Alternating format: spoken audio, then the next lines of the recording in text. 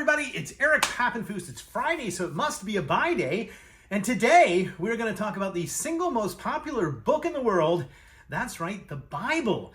And we're doing Bible Day partly because we've done a couple shows recently on the paranormal, and I feel like we ought to balance the scales a little bit. But also because we've had some really interesting Bibles come into Book Buy over the last 2 weeks, and I want to share them with you.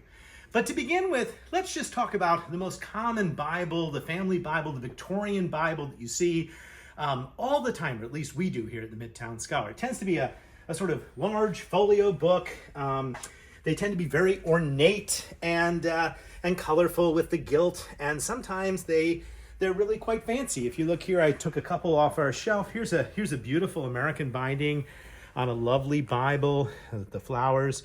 Sometimes they'll have the person's name on the cover, or they'll have the location. So this is clearly the Parlor Bible, which is pretty neat.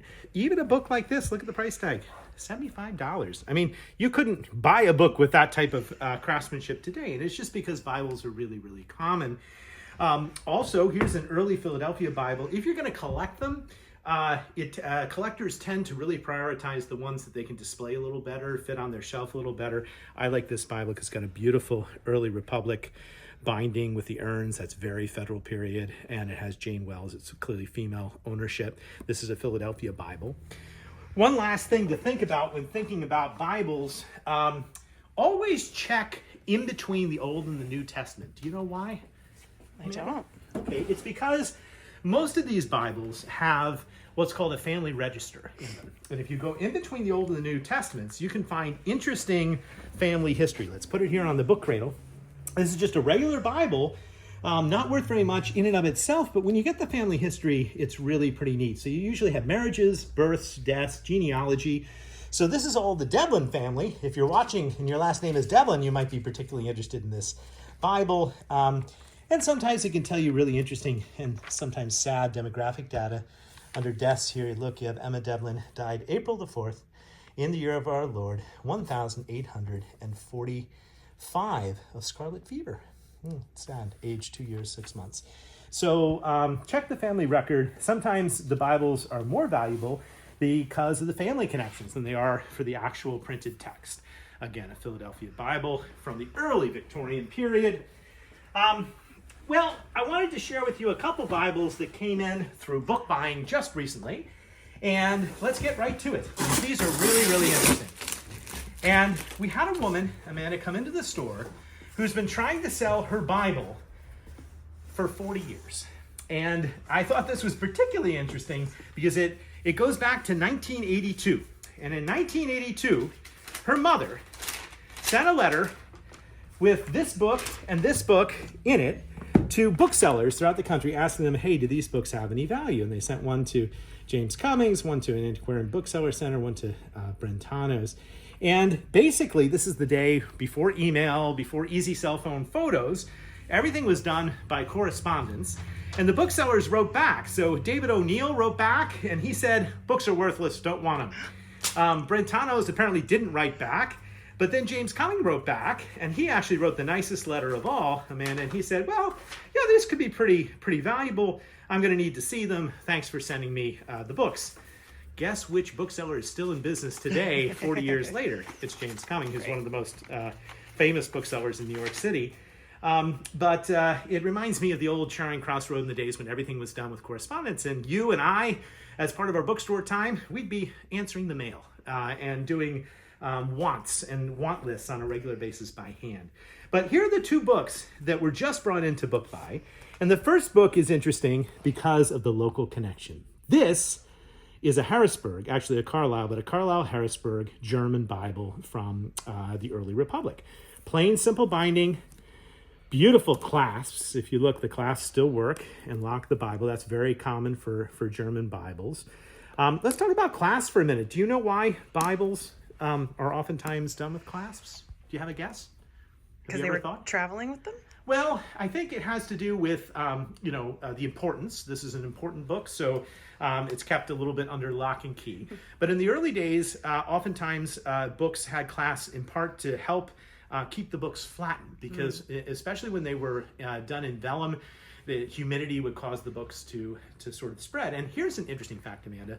Books prior to the 18th century at least, were usually shelved flat, like this, with the opposite side shining out, which is why you often see text written on the pages of Bibles and books like that. And it's also why you might have decorative clasps, because the clasps were designed to be seen as the books were on the shelf. It really isn't until the 18th century the books go spine out. And that also explains why a lot of these early books don't have any markings on the spine, right? They actually sometimes have lettering on this side. More about clasps later. But at any rate, this is a Bible that was published by the great printer Gustav Peters. And again, this is a Carlisle imprint. There's lots of great data in there, which is just a stone's throw from Harrisburg. Peters eventually moves from Carlisle all the way to Harrisburg, sets up his printing office, and there's a wonderful book, Amanda, about Gustav Peters and his publishing house that was published here by the Pennsylvania German Society. It's a great book. I would recommend it. We stock it at the bookstore. And Peters, in addition to publishing Bibles, is the first person to really popularize color printing in America. And all these early children's books were published by Peters here in Harrisburg, and they are some of the first books to use color in the United States. Isn't that amazing? Yeah. There's an interesting anecdote here about this Bible. So he's printing the Bible. He's in Carlisle. A guy walks in, and he writes in one of his letters, "This fool of a German is trying to print the New Testament, but it only has a stocking full of type." But Peters did it, because what he did was he would do one plate at a time. Here, let's look at a plate. And then he would electrotype it. He would take a mold of it and then reuse the type and do the next plate, and then take a mold of it. And this Bible is interesting because it was sold by subscription, and he sort of had all these great illustrations, which were pretty cool. One of the illustrations, which didn't go over too well, had to do with the baptism of Jesus. And if you know anything about the Anabaptist tradition, you know that they can be very sensitive to how Jesus was baptized. So he excised that from future Bibles, and this is the second printing, and instead he somewhat sarcastically put in this plate, which was about Jesus rendering unto Caesar that which is Caesar, and unto God that which is God's. Yeah. All right, the other book that came in from the woman, Amanda, was this amazing book by John Calvin. And this is Calvin's Institutes, published in London in 1576. This is the book that really interested James Cummings 40 years ago. It's a fascinating book because it's the first time Calvin was published in London in Latin, and it's in the reign of Queen Elizabeth. It's a little later than Calvin had spread throughout the New World. Any idea why John Calvin was perhaps a little controversial for Queen Elizabeth? Amanda? Because he was Scottish. Well, no, it had more to do with the fact that he and John Knox, who was Scottish, did not believe in women rulers. They thought they were both either illegitimate or unwise. Calvin was unwise, Knox was illegitimate.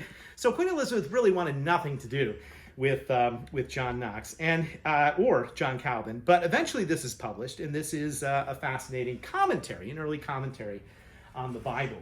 So also coming in to our store within the past week is this book, which is called a pulpit Bible. And it's called a pulpit Bible because of its size.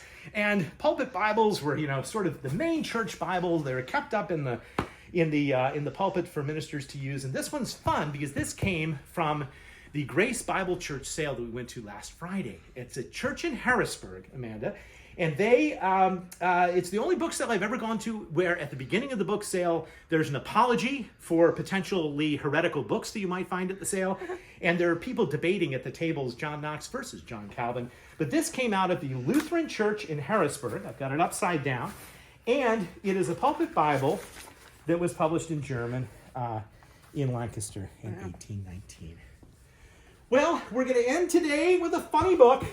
And what better book to discuss on Bible Day than the Holy Bible by Minecrafters? This book is incredible. I don't know if you've ever seen this book before, Amanda, but did you know in Minecraft you can do loincloths in green for Adam and Eve? That one's cool. You can do Joseph in his Technicolor raincoat in Minecraft. Oh my gosh. And in honor of the Easter season, which is fast approaching, you can also do Jesus, the Tomb, the Last Supper, and the Ascension. There he goes. The Bible by Minecrafters, our funny book of the week. Thanks for watching. I hope you watch next Friday and every Friday at noon for more adventures in the world of books.